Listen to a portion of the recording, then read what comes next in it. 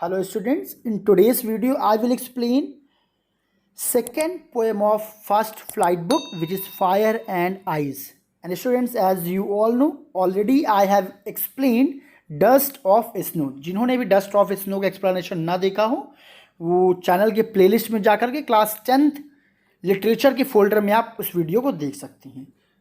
सो देखिए, पहली बात मैं पोएम को इससे पहले स्टार्ट करूँ, आप लोग बेटा ये समझ लीजिएगा कि कोई भी पोएम आपको भले ही कितनी छोटी दिखे उसको हल्के पे मत लीजिएगा। हर एक पोएम अपने आप में बहुत ब्रॉड होता है, बहुत ही ब्रॉड उसका मैसेज होता है।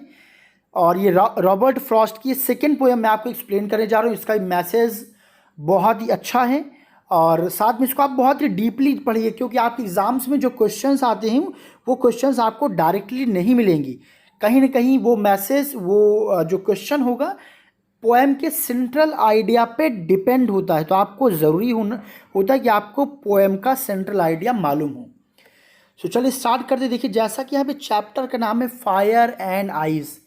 देखिए बेटा, पहले मैं आपको बता दूं, यहाँ पे फायर मीन्स आपको सबको पता है आग, और आइस का मतलब होता है बर्फ़। लेकिन वास्तव में इसका जो मतलब है बिल्कुल अलग है जो आप लोग देख रहे हैं। यही अंतर होता है एक स्टोरी में और एक पोएम में।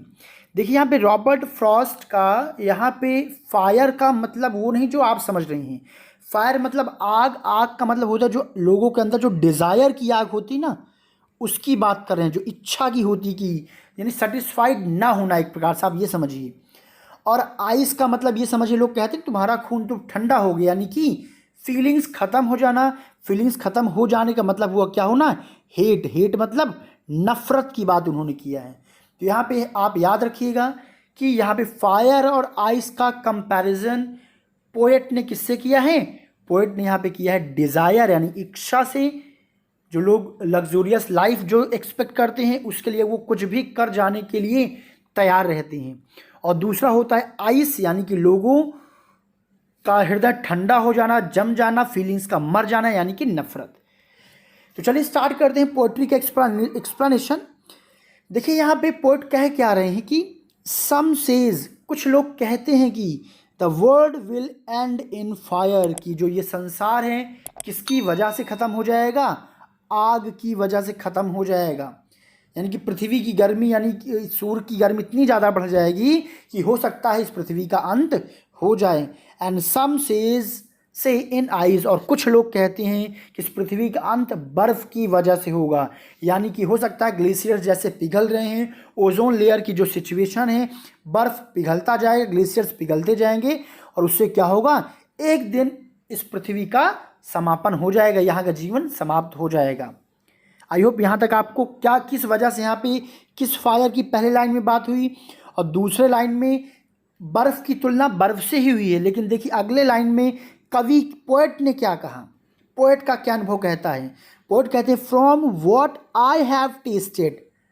लेकिन टेस्टेड, यहाँ पे टेस्टेड का मतलब ये है, यहाँ पे एक्सपीरियंस की बात कर रहे हैं। किसकी बात कर रहे हैं, अनुभव की बात कर रहे हैं पोएट। पोएट कहते हैं लेकिन जहाँ तक मेरा अनुभव कहता है, यानी जहाँ तक मेरा मानना है, ऑफ डिज़ायर, ये जो दुनिया ख़त्म होगी किससे ख़त्म होगी, वो किसी बर्फ़ और किसी आइस, किसी फायर और किसी आइस से नहीं ख़त्म होगी, वो ख़त्म होगी डिज़ायर से, इच्छा से ख़त्म होगी। यहाँ बेटा देखिए, इच्छा का मतलब क्या है, यहाँ पे उस इच्छा की बात हो रही है जो लोग के दिल में हमेशा बनी रहती है कि वो बहुत ज़्यादा पैसा कमाना चाहते हैं, बहुत अमीर बनना चाहते हैं और वो सब कुछ हासिल करना चाहते हैं जो दूसरे के पास ना हो, और उसके लिए वो हर प्रकार के गलत काम करने के लिए रेडी हैं। और आप लोग खुद देख रहे हैं, शायद यही एक कारण है, डिज़ायर ही एक सबसे बड़ा मूल कारण है किसी भी व्यक्ति के गलत काम करने का। अगर आपको किसी चीज़ की चाहत है, वो आपको नहीं मिल रही है, तब आप किधर जाते हैं, गलत रास्ते अपनाते हैं। और पोएट का कहना है कि सबसे पहला कारण तो कहते हैं कि जो मेरा अनुभव कहता है, ये जो डिज़ायर है, जो लोगों की जो लग्जूरियस लाइफ जीने की, वो क्या करेगा, इस दुनिया को ख़त्म कर देगा। I hold with those who favour fire. I hold with those, मैं उन लोगों की बातों को मानता हूँ जो लोग किसकी बात कहते हैं, फायर की बात करते हैं, आग की बात करते हैं।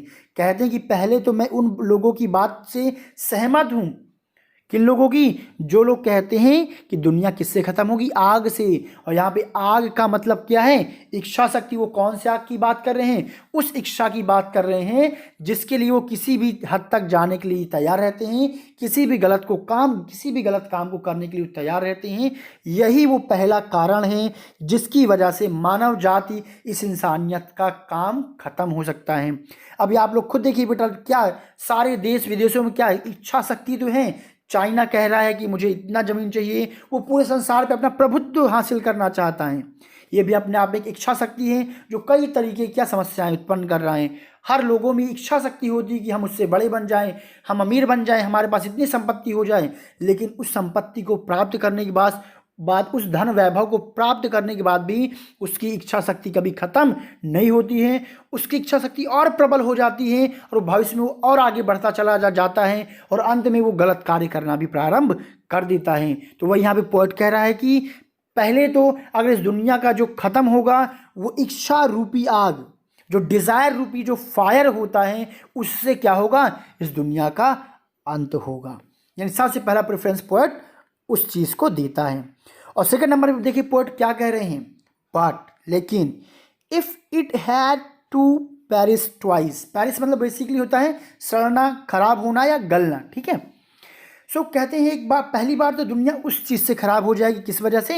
ये जो डिजायर रूपी फायर होता है। लेकिन अगर इस दुनिया को दोबारा, ट्वाइस मतलब कि दोबारा क्या हुआ होना, पेरिस मतलब खराब हुआ होना, यानी खराब होने का मतलब यहाँ पे होना है, मतलब है खत्म होना, यानी कि विनाश होना। और अगर दुनिया का दोबारा से दूसरी बार अगर विनाश होगा, पहली बार तो किससे होगा? डिजायर रूपी फायर से। और अगर दूसरी बार उसका विनाश होगा तो किससे होगा? आई थिंक, मेरा मानना है, आई नो, और मैं जानता भी हूँ, इनफ ऑफ हेट। तब जो हेट है, जो नफरत है, वो क्या है? इनफ है, पर्याप्त है बेटा, क्या करने के लिए? इस दुनिया को दोबारा खत्म करने के लिए। हो सकता है कि एक बार दुनिया खत्म हो जाए, किससे? डिजायर रूपी फायर से। अगर उसमें कुछ इंसानियत बच जाती है और अगर उस पर दोबारा उसे खत्म हुआ होना अगर होगा वो, तो वो किससे खत्म होगा? जो ये आपसी नफरत है, आप खुद देखिए, आप हमारे कंट्री में देखिए कैसे लोग एक दूसरे से नफरत करते हैं, जाति के नाम पर, धर्म के नाम पर उन्हें भड़काया जाता है। ये क्या है? नफरत पैदा करना हुआ। और इसी नफरत की वजह से आपस की जो मानवता का जो भाव होता है वो खत्म हो जाता है, लोग एक दूसरे से नफरत करना प्रारंभ कर देते हैं। तो वही पोएट कह रहे हैं कि आई थिंक, मेरा सोचना है, एंड आई नो, और मैं जानता भी हूँ, यानी कि उस चीज़ पे दृढ़ प्रतिज्ञ हैं, इस पे उन्हें कोई भी संशय नहीं है। He is not in doubt, he is saying that definitely if the world would have to be ruined second time, then definitely it will ruin just because of hate। केवल किसकी वजह से इसका ये खत्म होगा? नफरत की वजह से। To say that for destruction ice is also great. और कहते हैं टू से, ये कहना कि इस डिस्ट्रक्शन, इस विनाश के लिए क्या ये जो आइस है, ये जो बर्फ है, कौन सी बर्फ? नफरत रूपी बर्फ क्या है? इज ऑल्सो ग्रेट मतलब क्या है? बहुत हैं। एंड वुड सफाइस, सफाइस का मतलब है सफिशियंट, पर्याप्त हैं। और दुनिया को दोबारा खत्म करने के लिए क्या? ये बर्फ, बर्फ का मतलब क्या? जब आपका हृदय बर्फ बन चुका हो, अर्थात आपके हृदय से क्या खत्म हो चुकी हो? प्रेम भावना खत्म हो गया हो, भाईचारे की भावना खत्म हो गई हो, और उसकी जगह पे किसने जगह ले लिया हो? हेट ने, नफरत ने जगह ले लिया हो। तो ये क्या है? बहुत है और सफिशियंट है। कि सफाई मतलब सफिशियंट है किस चीज़ के लिए? इस दुनिया को दोबारा से समाप्त करने के लिए। सो स्टूडेंट्स, ये था देखिए इस पोएट्री का मैसेज। आपको पढ़ने में हो सकता है कि क्या कुछ लोग आपको बस सीधा सीधा इसका ट्रांसलेशन बता दें, लेकिन वास्तव में केवल पोएट्री में ट्रांसलेशन नहीं होता है, उसका एक्सप्लेनेशन होता है, उसका सेंट्रल आइडिया होता है। तो आई होप अब आपको समझ में आ गया होगा कि यहाँ पे फायर और आइस का मतलब क्या है। प्रारंभ में देखिए जो फायर का इस्तेमाल किया गया था, ये फायर का वर्ड उस चीज़ के लिए कहा गया जिस पे साइंटिस्ट लोग फोकस करते हैं कि सूर्य की गर्मी डे बाय डे, आप लोग देखिए टेम्परेचर बढ़ता जा रहे हैं, गर्मी बढ़ती जा रही है। साइंटिस्ट का मानना है एक दिन गर्मी इतनी ज़्यादा बढ़ जाएगी कि दुनिया, ये जो नेचर का सिस्टम क्या हो जाएगा? इम्बैलेंस हो जाएगा और ऐसी कुछ त्रासदी आएगी और दुनिया खत्म हो जाएगी। वहीं दूसरी ओर आप लोग जानते ही हैं कि ग्लेशियर्स पिघल रहे हैं, ठीक है। तो बहुत से साइंटिस्ट का कहना है ग्लेशियर्स ऐसे पिघलते रहेंगे और पूरी दुनिया क्या हो जाएगी, फिर से बर्फ से घिर जाएगी और उसके बाद क्या होगा, यहाँ से इंसानियत का काम खत्म हो जाएगा। तो ये तो साइंटिस्ट की बात थी, लेकिन इसके बाद पोएट ने अपना अनुभव बताया कि ये जो फायर है, फायर क्या है, ये डिज़ायर जो आग है, डिज़ायर रूपी जो फायर होता है उससे कंपैरिजन किया, और आइस का कंपैरिजन किया किससे, आपके नफ़रत से। और नफ़रत यहाँ पे आइस क्यों, क्योंकि आइस का मतलब ये हुआ आपका जो फीलिंग्स है, आपका जो प्यार है वो जम जाना, बर्फ़ बन जाना। ठीक है। सो आई होप स्टूडेंट्स आपको इस पोएट्री का मीनिंग समझ में आ गया होगा, सेंट्रल आइडिया समझ में आ गया होगा, और आप सभी लोग इसका एक्सप्लेनेशन ज़रूर किया करिए अपने वे में, बेटर जितना बेटर आप लोग एक्सप्लेन कर सकें। लास्ट वीडियो में कुछ बच्चों का मेरे पास कमेंट आया था कि सर आप जो ये पोएट्रीज होते हैं उनका राइमिंग स्कीम भी बता दिया करिए कैसे निकालते हैं। तो चलिए एंड पे इसका राइमिंग स्कीम भी मैं आपको निकालना बता देता हूँ। देखिए कभी भी आपको राइमिंग स्कीम बेटा निकालना हुआ करे तो आप हमेशा आखिरी वर्ड पे देखेंगे।